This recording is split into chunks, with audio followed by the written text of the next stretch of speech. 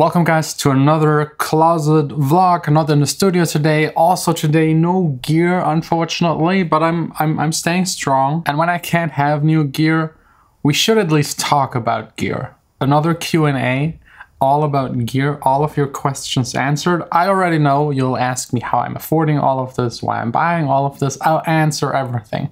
There's like a bigger picture to all of this. It's a rainy Sunday, like the weather is just like shit and COVID, there's not much to do. So we'll really just stick to the simple Q&A, starting with your questions. By the way, we always do these on Instagram. So if you're interested, just check out my Instagram. And I also try to answer most people. So if you have a question that makes sense, I'll try and answer it. First up, will you get some near field monitors as well by Federico?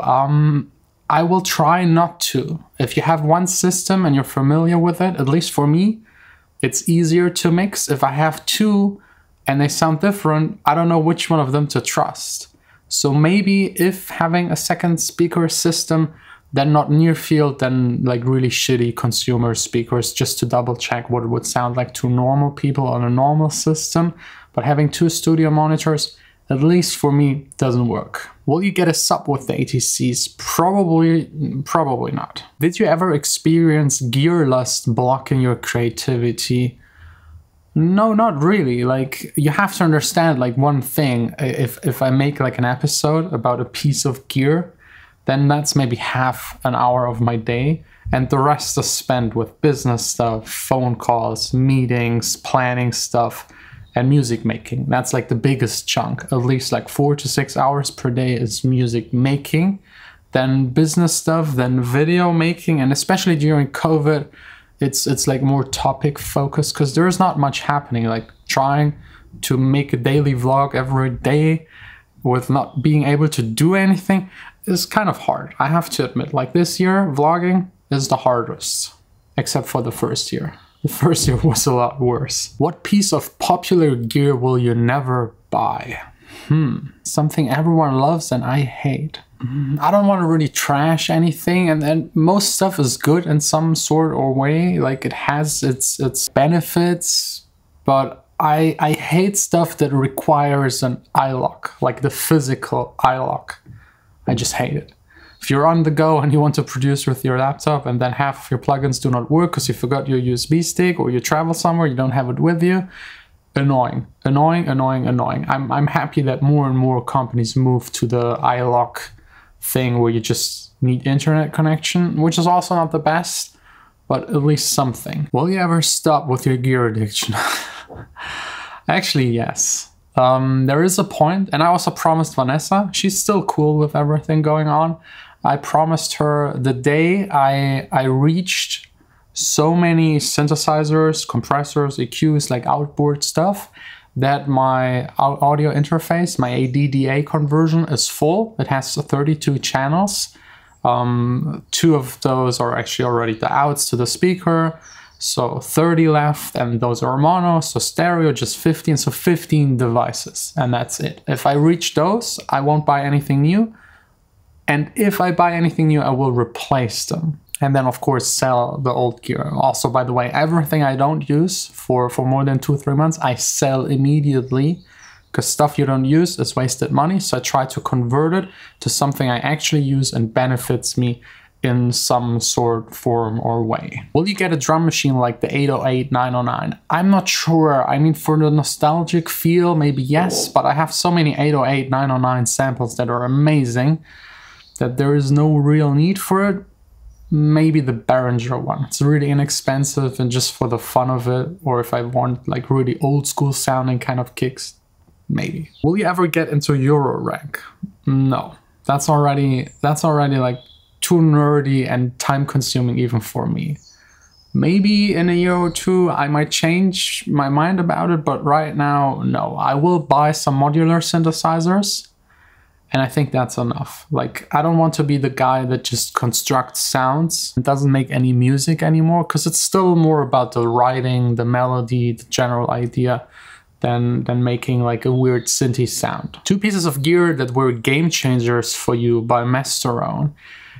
Game changers gear. Actually none, because you have to understand, as much as I love gear, it doesn't change. It's not a game changer. It's not game-changingly different. You can do everything within the box. If you have a real Fairchild compressor or the plug-in version, it's not going to be a game changer. So let's just say there is none. Which synth is your favorite one and why? Jupiter 8? I don't know. It just sounds amazing. It looks amazing. I love it. Every time, I mean, I just have the plugin version, but I'm sure it's very, very close to the real deal. I don't know, it just brings me joy. And it was also one of the very first ones I had as a plugin version. So yeah, if I ever have the money, the extra money on top to buy one, because I think they were going for like 15,000 and plus, it's insane. And then you have all of the disadvantages, because the Jupiter 8s, they're so old, they're not really stable, they might change tone, and I don't know. What is my Phi is asking, do you separate the speaker power from any other electrical gear? Yes, I try to. At the moment in my studio, it's not the case, so you can hear sometimes, depending on how the cables are aligned, you can hear the interference, which is annoying, especially if you record stuff. But once the studio is done, I have 2 cable canals running underneath the studio, separated by 2 meters, and I made it on purpose. One is for the power and one is for audio. Alex is asking, will you need to build a new and bigger studio to stock all this new gear? No, no, no. Again, like 32 ins and outs. That's it. I even, like, I promised it to Vanessa. She recorded it on her phone, and I had to promise if I break my promise, she gets another hand back. What purchase do you regret the most? The most. I have to say MIDI keyboards. I don't know why, but even if they're expensive, they feel so cheap. All of the buttons, everything, like especially those MIDI keyboards that try to have everything on there, faders, pads, like it just doesn't work. All of it is crap. Like the keys are crap, then the faders are crap, the potties are, like everything is just crap. You pay a lot for a bundle of crap. So I would stick to like a MIDI keyboard that is just keys and no buttons on top, and get separate stuff for the buttons that is just way better if you even need those buttons. How much money is your gear worth? I actually don't know. I don't think it's that much. If you consider like real studios, LA multi-million-dollar studios, like my studio is just crap. If you compare my studio against a home studio or what I had previous, it's amazing. It's everything I will ever need. Plus like filling up those 32 ins and outs, and then that's it. I think the more I say it, the more I even believe it myself. Why all of that analog gear and the synths? That's a good question, because I understand, and I said it a lot myself, even in this video, you don't need all that kind of stuff. It doesn't change, or it's not for the tone.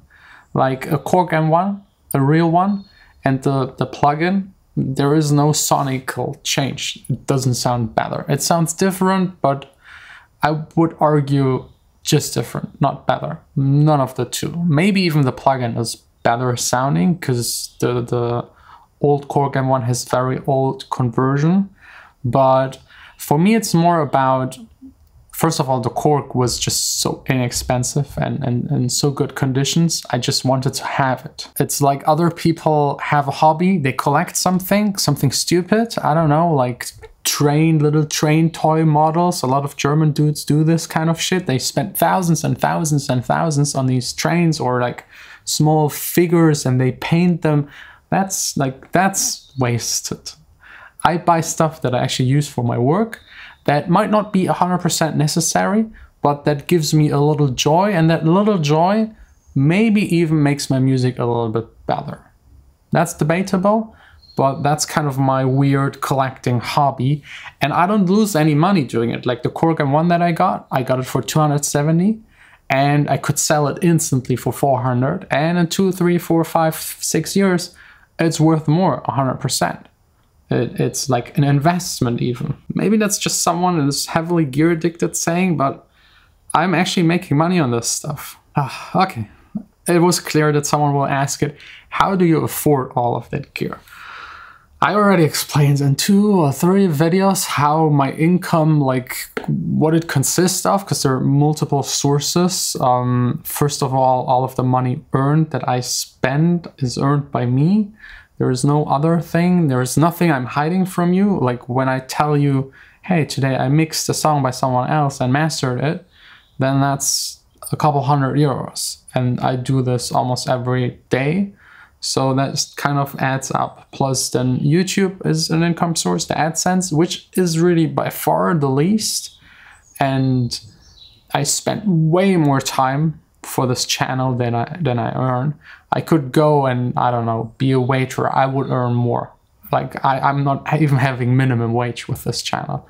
But it's fun. I love it still. Then there's of course my music, gigs, as long as Corona is not around. The entire studio that I have, we rent it out. Then sample packs and like soon coming up like online courses, paid online courses, that kind of stuff. And all of this adds up. And you also have to consider, I'm a smart guy. I don't pay for anything full price. Never. I always negotiate. I always, if I know someone working there, I ask them if they could like give it me for a little less, or maybe if they have a unit someone else sent back. So I always try to save. And then there's the entire tax topic. Like, let's say I make €1,000. At the end of the year, the state comes and takes half of it away. But if I spent 1,000 on anything that is business related, this could be a synthesizer, plugins, whatever, they don't take anything. So everything I buy and get feels, at least to me, like paying half. Because if I don't spend it, half is gone.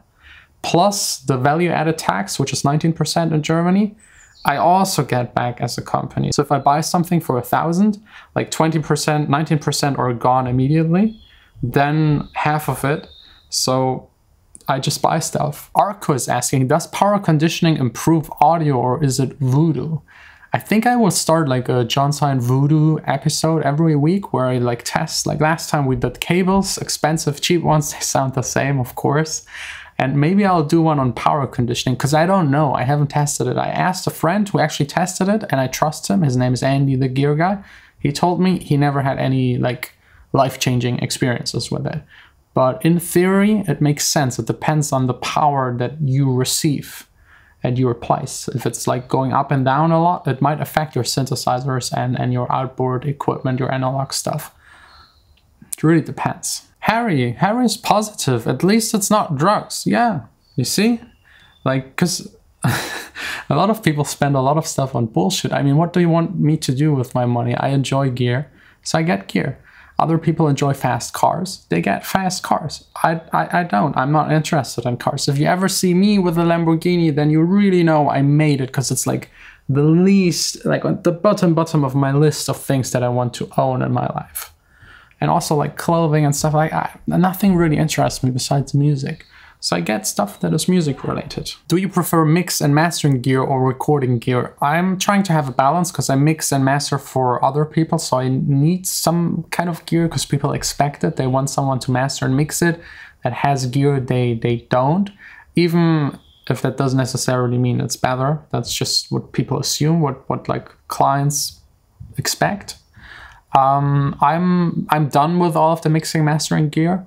I'm now taking care of more the creative stuff. I have to finish a lot of songs right now. There's even one for a really big label. I can't say it yet because it's not 100% confirmed, but it's really exciting, like really exciting. And I have 4 or 5 more that I need to finish and then starting new songs with all of the new gear. I also, like, that's also another reason maybe. I'm doing this now for like 10, 12, 13 years. It's not that I'm tired, but I'm doing the same thing. Like I always also recognize it when I do videos about that are more tutorials. It's always, I open up the same plugin to do my drums. I open up the same plugin to get my bass, the same plugin to get my plucked ARP kind of sounds. I need some change. And the analog gear that I'm now buying is maybe a try to change things up. Just experiment a little more, try out new things, and if I don't like it or it makes me do less music or have less fun, I'll just sell it again. The stuff doesn't lose its value. I buy it, I have it, and especially that analog stuff, you can usually sell it for same. It doesn't lose a lot of value, so there is no risk. It's just like transferring money into gear, having fun with it, and then maybe transferring it back to money to have more, to buy more. You see, it all makes sense. Thanks all for your questions. See you tomorrow again. And tomorrow, more gear. Promise.